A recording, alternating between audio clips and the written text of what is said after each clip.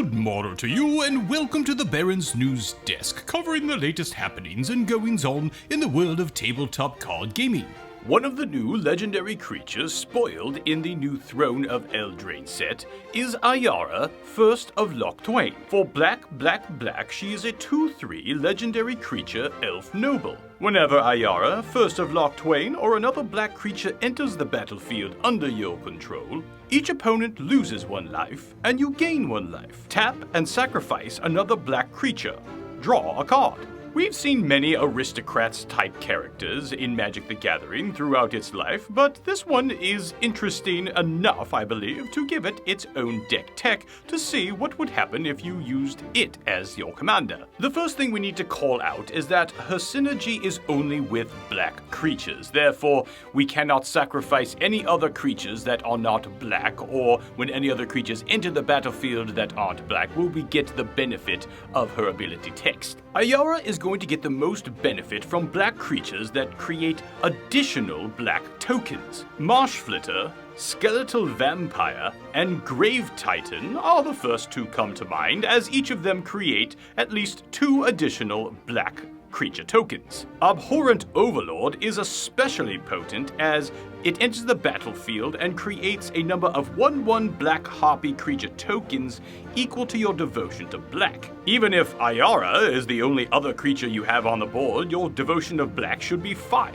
Noose Mob creates creatures in a rather interesting way, as it enters the battlefield with 5 +1/+1 counters on it. And whenever a player casts a spell, that's any player, remove a +1/+1 counter from it and create a 2/2 black zombie creature token. Overseer of the Damned will give us a 2/2 black zombie creature token whenever a creature an opponent controls dies. This could be especially potent when paired with a card that destroys all opponent's creatures, such as in Garruk's Wake. Josu Ves, Lich Knight, is a rather interesting card in that he's a 4/5 with Menace and has a kicker cost of 5 and a black. And if you pay that kicker cost, he comes into play and creates 8 2/2 black zombie knight creature tokens with Menace. Now yes, this is rather expensive as it will essentially cost you 10 to cast, but there are of course many ways in mono black decks such as Cabal Coffers that could easily create that much mana. Now this all rolls into one of my favorite underrated artifacts in the Commander format, which is called Lifeline.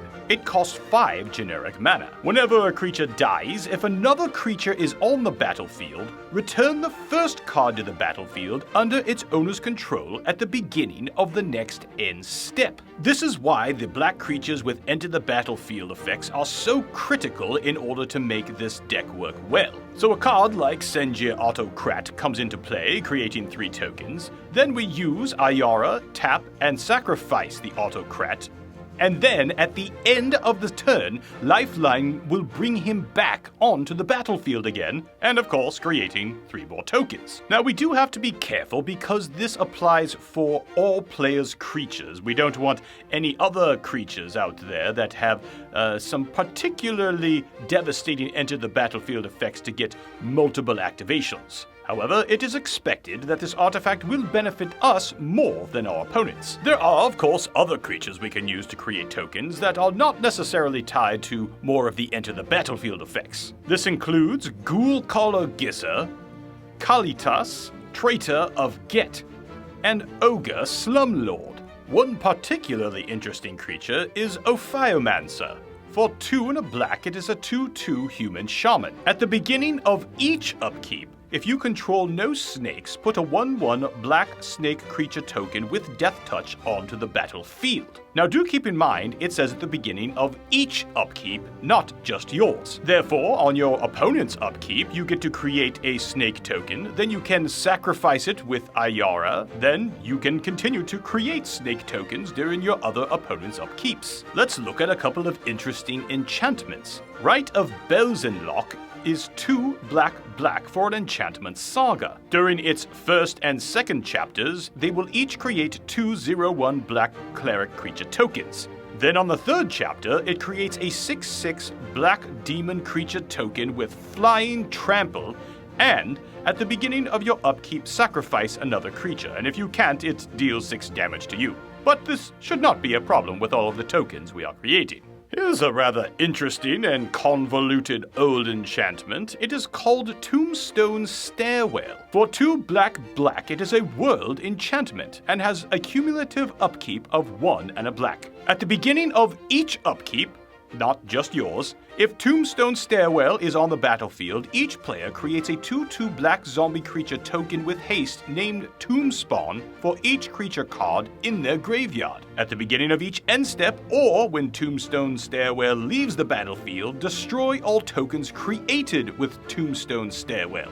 They can't be regenerated. Essentially, during each upkeep, you're creating a number of 2/2 zombies equal to the number of creature cards in your graveyard. Now, Ayara does not have haste, and of course we want for her to be able to tap and use her ability the turn she comes into play. Therefore, we should be using some of the classic equipment, such as Lightning Greaves and Swift Foot Boots, to ensure that she gets that haste. Another devastating piece of equipment is Thorn Staff. For 2 generic, it is a tribal artifact shaman equipment with an equipped cost of 4. It reads, equipped creature has pay 2 and tap it. This creature deals 1 damage to any target.